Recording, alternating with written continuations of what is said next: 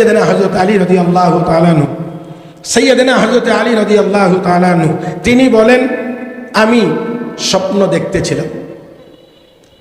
তখন হযরত ওমরের খেলাফতকাল। স্বপ্ন দেখতেছিলাম। কি স্বপ্ন? আমি স্বপ্ন দেখছি আল্লাহর নবী মিম্বরে বসে সাহাবায়ে কেরামকে সামনে নিয়ে নসিহত করতেছেন, আমিও পিছন দিক দিয়ে বসা ছিলাম। এমন সময়ে একজন মহিলা কিছু খেজুর নিয়ে এসেছে। খেজুর এনে বলছেন, আলী এই খেজুরগুলো আমার নতুন বাগানের নতুন খেজুর, নবীজির জন্য হাদিয়া, নবী নিজেও যেন খান, অন্যদেরকেও যেন দেন।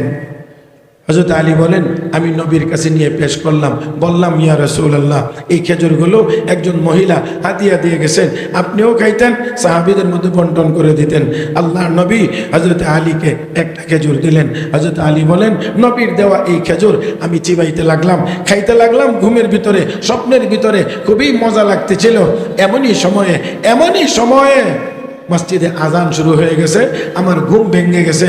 আমি ঘুম থেকে জাগলাম, ওযু করে মসজিদে গেলাম, গিয়ে দেখি আমিরুল মুমিনিন হযরত ওমর ফারুক রাদিয়াল্লাহু তাআলা আনহু ইমাম হিসেবে নামাজ আদায় করতেছেন। ওনার ইমামতিতে নামাজ চলছে, নামাজ পড়লাম।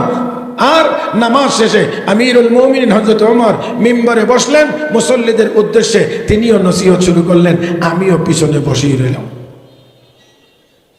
এমন সময়ে একজন মহিলা কিছু খেজুর নিয়ে এসেছে। এবার বলেন, এখন একটা জাগ্রত আর আগেরটা স্বপ্ন দেখেছিলেন, এখন বাস্তবে।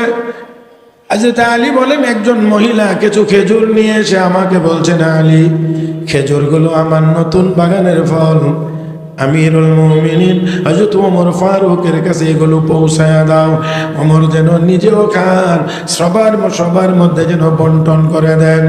হযরত আলী বলেন, আমি খেজুরগুলো নিয়ে গেলাম আমিরুল মুমিনিন হযরত ওমরের কাছে, গিয়ে বললাম, আমিরুল মুমিনিন, একজন মহিলা তার বাগানের নতুন খেজুর নিয়ে এসেছে, আপনার কাছে হাদিয়া পাঠাইছেন, আপনিও যেন খান, সবার মধ্যে যেন বন্টন করে দেন। হযরত ওমর এবার খেজুর পাইয়া হযরত আলীকে একটা খেজুর দিয়ে বললেন, এই নাও আলী, খেজুর দিলাম তোমাকে একটা। হযরত আলী বলেন, খেজুরটা মুখে দিলাম, চিবাইতে লাগলাম, বড় মজা লাগতেছিল। আল্লাহর নবীর দেওয়া স্বপ্নের খেজুর আর এই খেজুরের মধ্যে বড় মিল রয়েছে। মজা লাগার কারণে আমি বললাম, আমিরুল মুমিনিন, আমাকে আরেকটা খেজুর দেন। হযরত ওমর বলেন, আলী, স্বপ্নের ভিতরে রাসূল যদি তোমাকে একটার বেশি খেজুর দিতেন, তাহলে আমিও তোমাকে একটার বেশি খেজুর দিতাম। সুবহানাল্লাহ, একটু বলবেন না? আলী, যদি আল্লাহর নবী তোমাকে একটার বেশি খেজুর দিতেন, আমিও তোমাকে একটার বেশি খেজুর দিতাম। যেহেতু নবী একটার বেশি দেন নাই, আমিও তোমাকে একটার বেশি দিলাম না। হযরত আলী বলেন, আমিরুল মুমিনিন, স্বপ্ন দেখলাম আমি, কারো কাছে বললাম না, কেউ শুনলো না, আপনি তা কেমন করে জানতে পারলেন? ও মুসলমান, এই জায়গাটাই হলো কথা।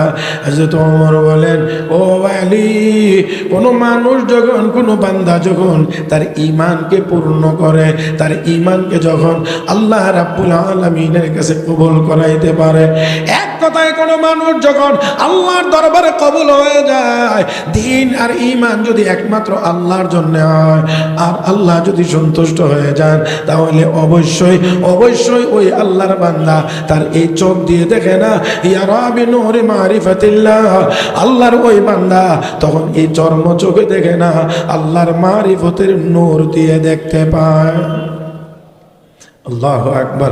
হ্যাঁ মুসলমান, দেখেন না তো, বলছিলাম এটা দেখার জন্য আবার আলাদা যোগ্যতার দরকার হয়। হযরত সাদ ইবনে আবি ওয়াক্কাস বলেন, আমি আগে একবার তাকাইলাম, তাকিয়ে দেখলাম একজনের চেহারার মধ্যেও গুনাহের কোনো কালো দাগ দেখা যায় না।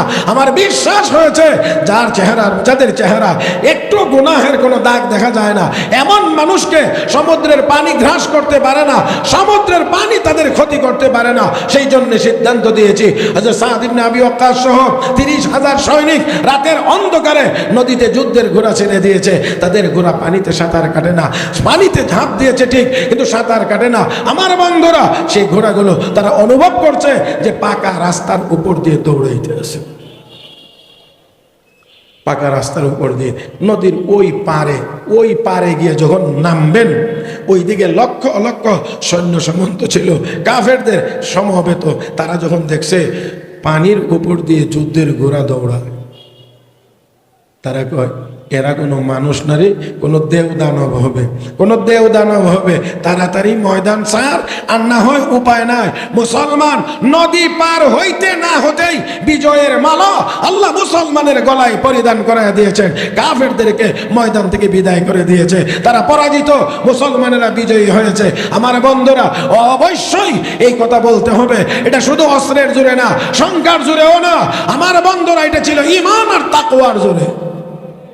সেজন্য আমাদের ভিতরে ওই জিনিসের ঘাটতি, ওই জিনিসের অভাব, সেই অভাব আমাদেরকে দূর করতে হবে। 1 নম্বর নির্দেশ আল্লাহর, ইত্তাকুল্লাহ, তোমরা আল্লাহকে ভয় করো। 2 নম্বর ওয়াকুনু মা'আস সাদিকিন, আল্লাহ ওয়ালাদের সঙ্গী হও, আল্লাহ ওয়ালাদের সঙ্গী হও। আসুন ভাইয়েরা, আমরা আল্লাহর ভয় আমাদের কলবে স্থাপন করে, আল্লাহর ভয় আমাদের কলবে স্থাপন করে গুনার কাজ পরিহার করি। আর এই কলবে আল্লাহর ভয় স্থাপন করতে হলে অবশ্যই আল্লাহওয়ালা বুজুর্গানে দ্বীনদের সোহবতের দরকার হবে, সোহবতের দরকার হবে। আমার জানা মতে আজকে এখানে অনেক আল্লাহওয়ালা ওলামায়ে কেরাম বুজুর্গানে দ্বীন আসতেছেন, যাদের এক একটা কথা মুক্তার চাইতেও দামি। আমি আশা করি যে ওনাদের আপনারা গুরুত্ব সহকারে ওনাদের নসিহতগুলো শুনবেন এবং যথাসম্ভব, যদি সম্ভব হয়, চেষ্টা করবেন আপনারা এই বুজুর্গদের হাতে হাত রেখে আমরাও যেন এই বুজুর্গদের সহবতে যাইতে পারি, তাদের দেওয়া সবক আদায় করার মাধ্যমে আমরাও যেন পরিপূর্ণ মুমিন হতে পারি। আল্লাহ রাব্বুল আলামিন আমাদের সবাইকে তৌফিক দান করুন। মহব্বতের সাথে সবাই বলি আমিন। سبحانك اللهم بحمدك أشهد أن لا إله إلا أنت أستغفرك وأتوب إليك وآخر دعوانا أن الحمد لله رب العالمين والسلام عليكم ورحمة الله وبركاته.